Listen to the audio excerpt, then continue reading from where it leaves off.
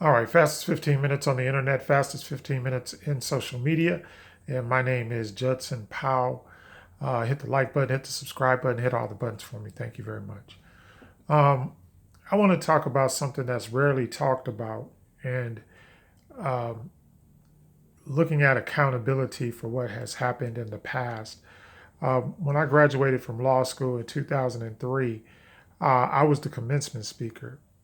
And I made a speech and I called it uh, after one of my grandfather's sayings, which was, "Don't be silk stocking lawyers."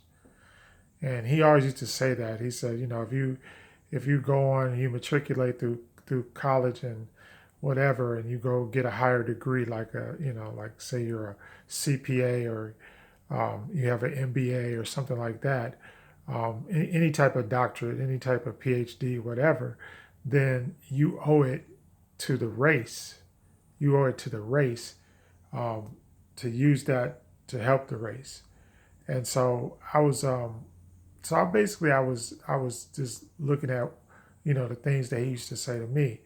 And unfortunately, he had already passed by the time I graduated law school. But I still remember the stuff that he said, and I remember kind of why he said it. So that was the basis of my speech. It was like, don't be a silk stocking lawyer.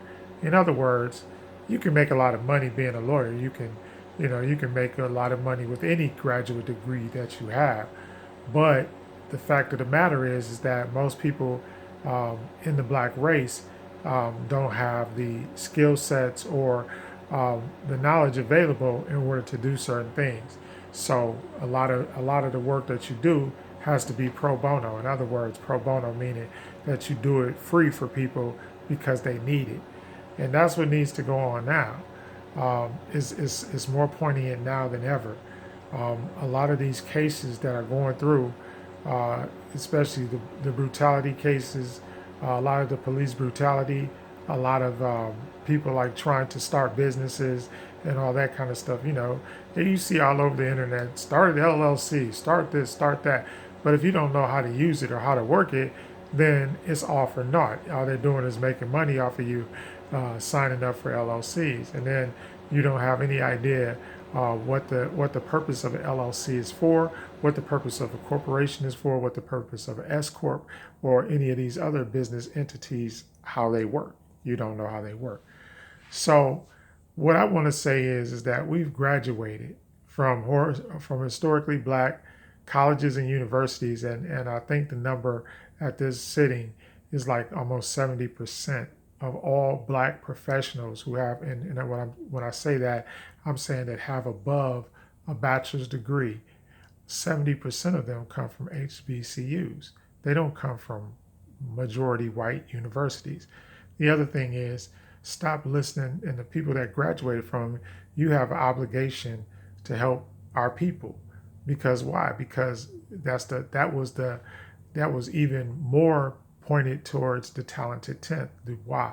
So, you know, Dubois came up with that theory that only 10% of the race was smart or was intelligent enough to do everything. And so, and it's not a slap in the face. It's just saying that, it's a truism, it's a realism. So you got to realize that as we go along, we have to take these people like discrimination cases. Like there should be a whole bunch of lawyers lining up to take discrimination cases because what if people knew, see, because they knew they were going to get sued, a lot of the stuff that goes on wouldn't happen. But what happens is stuff occurs, and then black folks can't fight it. Why can't they fight it? They can't fight it because of the, the racism that exists within our own race.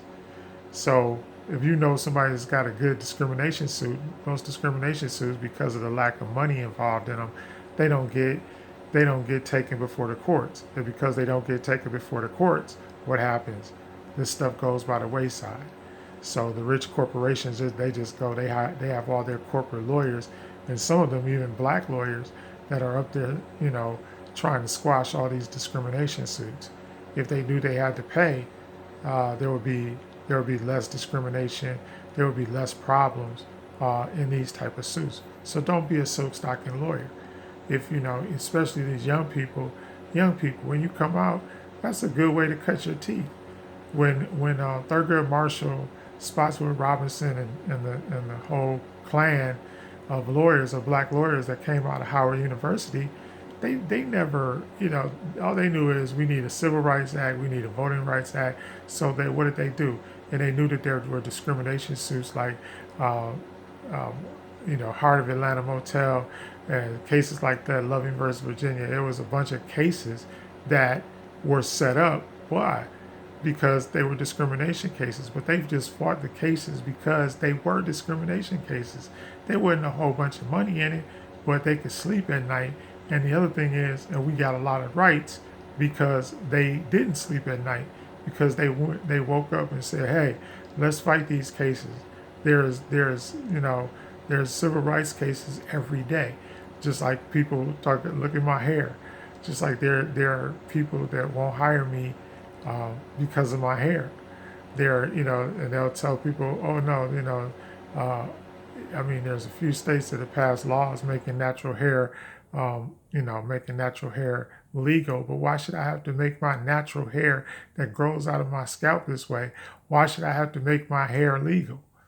You getting what I'm saying?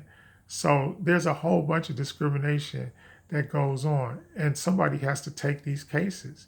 You know, when people get fired unjustly, when you know, and the fact of, you know, people just fighting for jobs, health care, all these kind of things, and discrimination is one of those things should be included on the list, not because you know it's going to make you a lot of money, but because it's gonna level the playing field.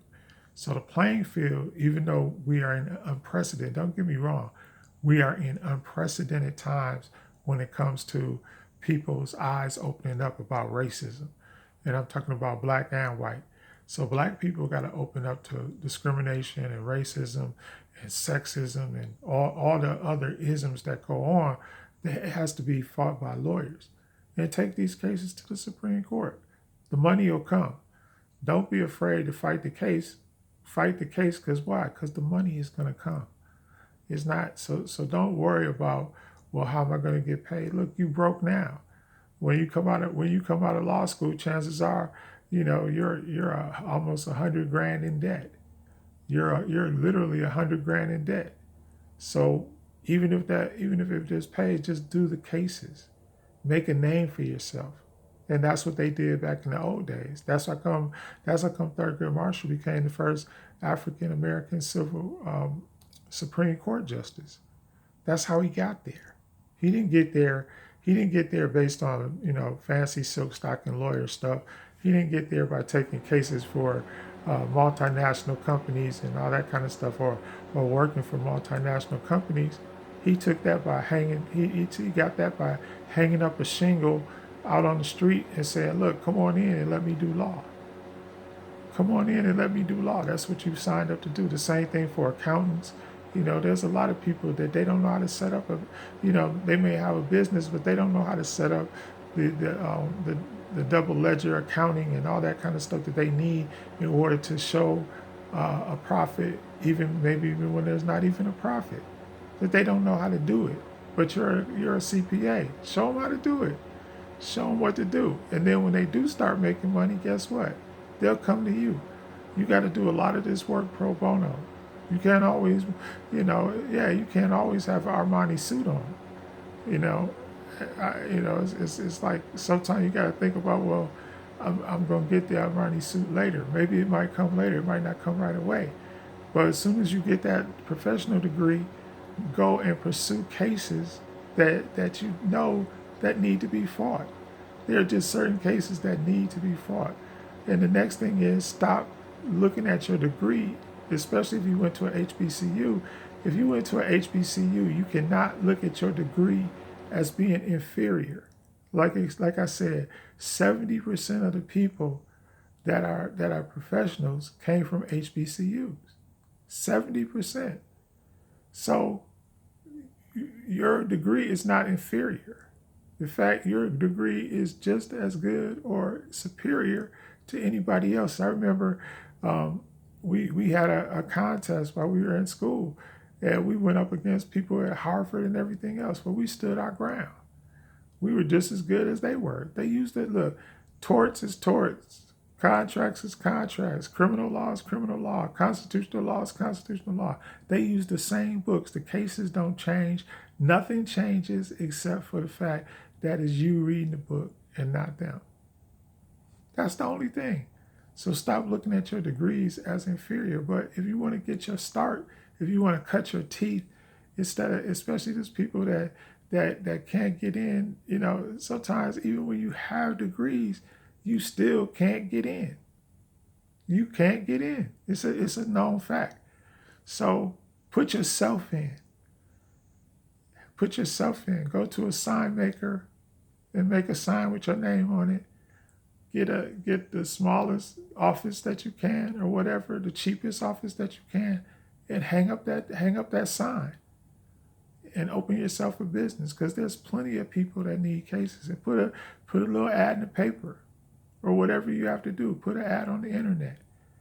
I forgot people don't use papers no more. But put an ad on the internet. Go ahead and put it on there, and then start taking these cases for people that need it.